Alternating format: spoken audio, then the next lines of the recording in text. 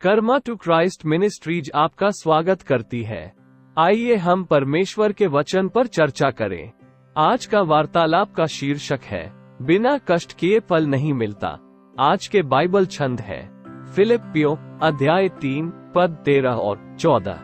हे भाइयों, मेरी भावना यह नहीं कि मैं पकड़ चुका हूँ, परंतु केवल यह एक काम करता हूँ कि जो बातें पीछे रह गई हैं उनको भूलकर आगे की बातों की ओर बढ़ता हुआ निशाने की ओर दौड़ा चला जाता हूँ, ताकि वह इनाम पाऊं जिसके लिए परमेश्वर ने मुझे मसीह यीशु में ऊपर बुलाया है।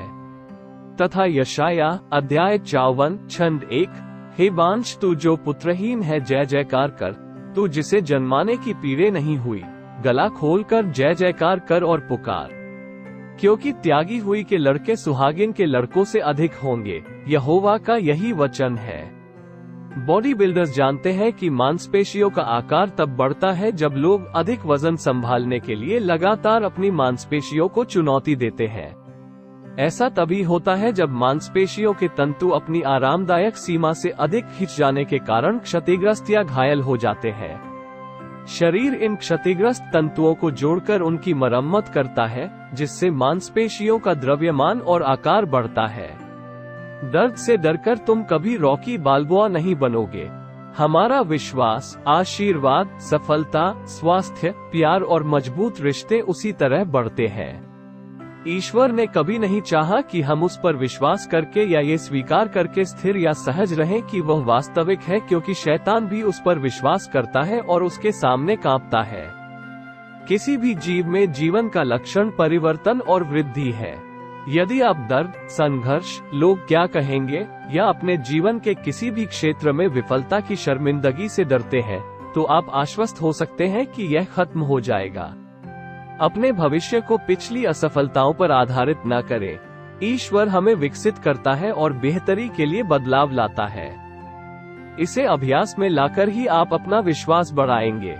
यदि आप व्हीलचेयर पर या अस्पताल में या अवसाद में उस व्यक्ति के लिए प्रार्थना नहीं करते हैं, तो उन प्रार्थनाओं का उत्तर मिलने पर आप कभी भी अपने जीवन में वृद्धि का अनुभव नहीं करेंगे। अनुकूल परिणाम न मिलने के डर से आप और वो व्यक्ति दोनों ही अंततः हारने की प्रार्थना करते हैं। वे अभी भी बीमार या लकवाग्रस्त होंगे और आप अभी भी भयभीत होंगे और परमेश्वर के वादों पर विश्वास करने के लिए विश्वास की कमी होगी। ये बात उस हर चीज पर लागू होती है जिसे आप जीवन में हासिल करना चाहते हैं।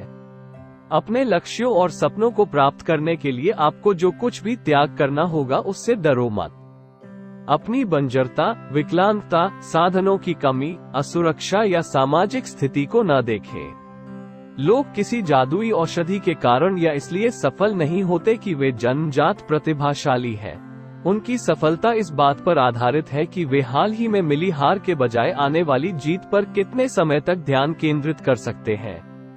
केवल उसी को देखें जो आपके लिए सभी चीजों की आपूर्ति कर सकता है और आपके सभी प्रयासों का प्रतिफल देता है। यीशु। Doctor Jonas Salk, polio vaccine के डेवलपर, कहते हैं, पहले वे आपसे कहेंगे ये काम नहीं करेगा।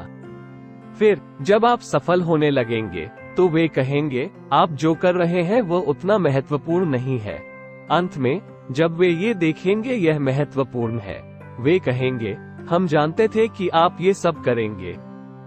आइए प्रार्थना करते हैं। स्वर्गीय पिता, आप प्रभु हैं जो हमारी सहायता करते हैं, प्रभु जो मेरा न्याय करते हैं, प्रभु हमारे परमेश्वर है जो हमारे आगे चलते हैं, प्रभु सभी प्राणियों के परमेश्वर हैं। विफलता से डरने के लिए आदमी क्या कहेगा और कड़ी मेहनत करने में बहुत आलसी होने के लिए आज हमें क्षमा करें। अब हम अपने जीवन में विफलता, भय, ठहराव, अवसाद और उदासीनता की भावना को यीशु के नाम पर बांधते हैं। हम घोषणा करते हैं कि अब आप हमारे तंबू का विस्तार कर रहे हैं और आज से हम जो कुछ भी करेंगे उसका परिणाम अनुकूल होगा। इस समय हमारे पास चाहे जो भी कमी हो, बांझ स्त्री की तरह हम घोषणा करते हैं कि हम आध्यात्मिक बच्चों और आध्यात्मिक फलों से समृद्ध होंगे और उन सभी के लिए खुशी से गाएंगे जो आप हमें देने वाले हैं।